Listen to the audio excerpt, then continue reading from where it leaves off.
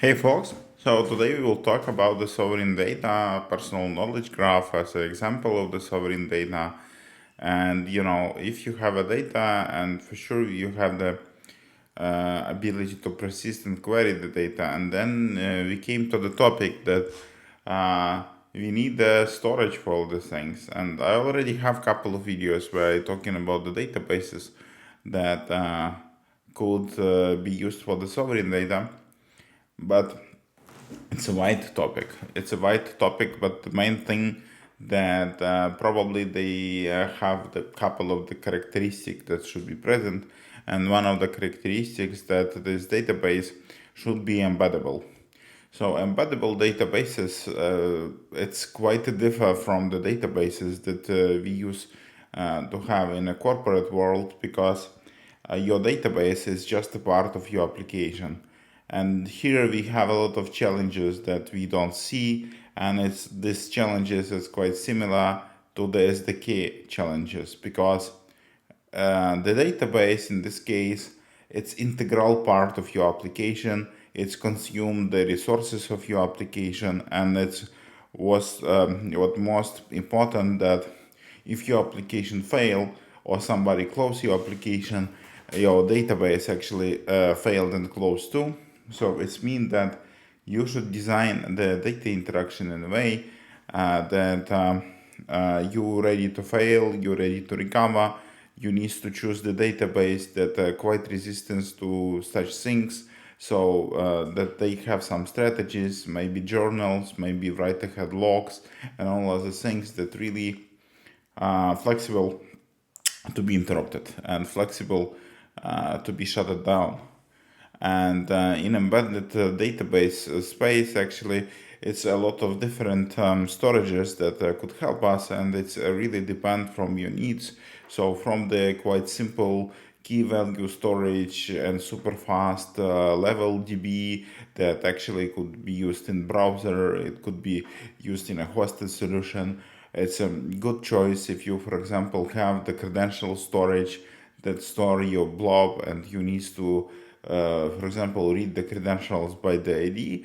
It's a really good choice.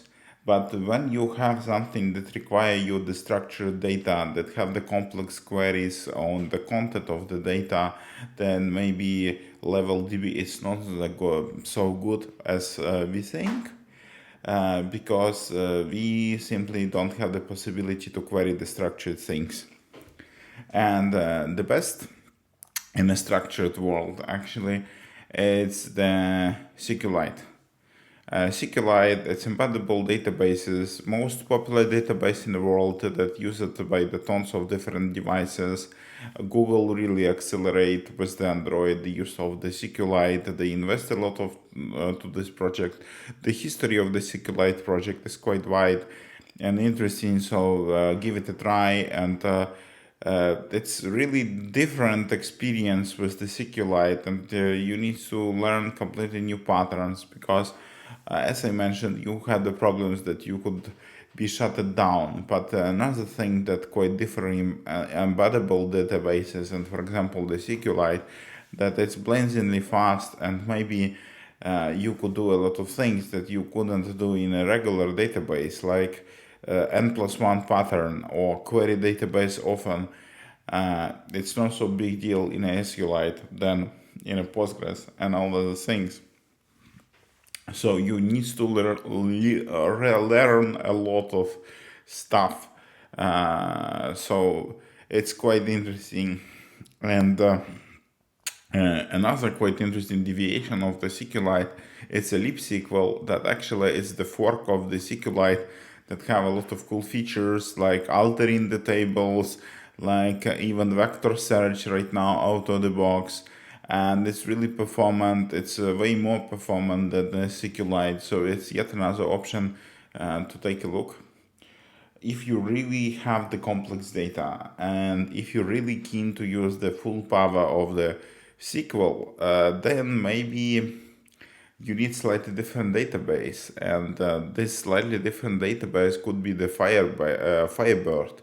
Firebird have the full-scale SQL, super powerful, with the stored procedures, with all the possible crazy things on board, and it still could be embeddable, and it still could persist the data in a single file. So if you really have the complex data integration, rich data model, you have a lot of constraints and all other things, you really could use the full power of the SQL with the Firebird. And you could easily migrate from the sqlite to the firebird if you have really something big. And if your data is huge, maybe the firebird could handle it a bit better, but it's a bit slower, so you need to be aware. Yet another quite interesting guide that I really love, that more designed as analytical database, but it could persist to the single file too. It's the duckdb. Duckdb, first of all, fully compatible with the SQL, but they have a lot of interesting things. For example, duckdb have the extensions that could query different databases and could give you access to the different databases and even remote tables via HTTP in the same single sqlite SQL interface. Yet another quite interesting thing that the DuckDB is more the columnar database. So if you have quite intensive data and different columns, like for example, the vector search could benefit from such architecture, you really could query and persist it more efficient. And DuckDB have a lot of interesting things in the area of the graph analysis and graph databases, and I have seen a couple of works that extends the DuckDB with the graph capabilities. It allows to extend the GraphDB with the vector search because arrays is the native SQL type in the GraphDB. And I have seen some projects that add the vector indexes on top of the DuckDB. Only one problem with the DuckDB, for example, for the React Native, that we don't have the native bindings, unfortunately, and somebody needs to really sit and write this thing. But when it will be done, it will be super cool database to take a look. So it was the family of the SQL-based databases, and it's quite an interesting domain. Another quite interesting database that deserves the separate video is the cozodb, because cozodb is really IE-powered application friendly. cozodb is a relational database, but they have the vector indexes and friendly for RAG operations. They have a lot of graph capabilities implemented on the level of the database. But only thing that to use the cozodb, you need to learn the data log. But the data log is a super powerful language that allows you to do a lot of recursive and complex queries, and you have much more freedom to do the complex things, but you need to sell it to your team and ask people to learn something new in their life, and maybe this process will be not so successful, but cozodb could be run it on top of the sqlite, and it's a good embeddable option. Yet another family of the data log databases that are embeddable, it's something like Dalvin or DataScript or all other things that have more entity attribute value architectures, and it's completely different domain inspired by Datomic, but right now we have a lot of Datomic-like embeddable databases that built on top of some complex indexing, and maybe this data model schemaless could be quite useful for modeling something like graphs, for example. But you need to be aware that majority of the storages, for example, doesn't have the vector search, so you should be careful. And last embeddable database that I really like, it's a work of the Electric SQL folks that do the local file synchronization layer.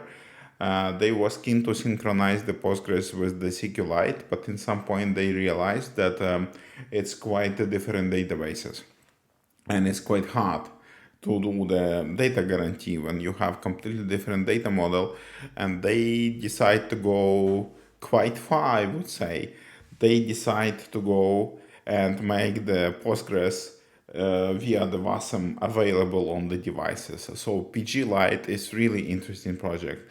pglite actually brings the full scale Postgres to your device. Unfortunately, right now, as far as I know, it's not the single file. They still working on the file driver and some low-level things, but Postgres, it's not a relational database, and Postgres deserves the separate talk.